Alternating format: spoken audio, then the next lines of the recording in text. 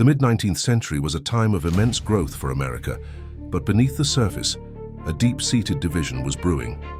The industrial North and the agrarian South were two worlds moving in different directions, fueled by opposing economic interests and cultural values.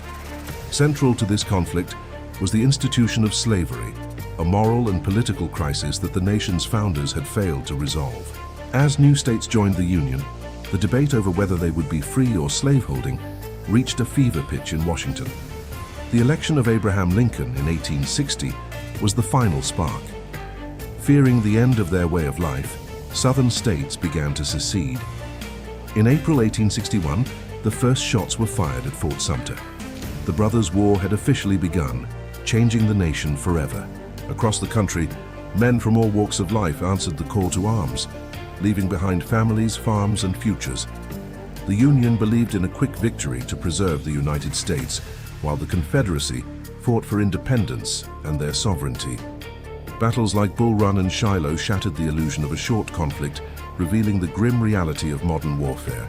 The war was fought not just on land but on the water, as the Union Navy blockaded southern ports to choke their economy. In 1862, the Battle of Antietam became the bloodiest single day in American history, forcing Lincoln to change the war's purpose.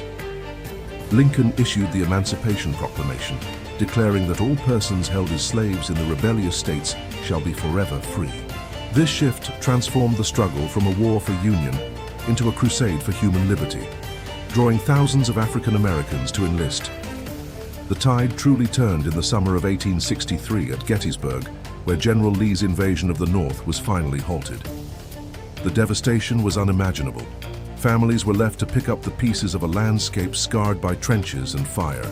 General Ulysses S. Grant took command of all Union armies, initiating a relentless campaign to break the Confederate will to fight. By 1865, the South was exhausted. In April, General Robert E. Lee surrendered his army at Appomattox Courthouse. The war ended, but the nation was in mourning. Just days after the surrender, President Lincoln was assassinated in Washington. The Civil War settled the questions of secession and slavery, but the period of Reconstruction brought new challenges for civil rights.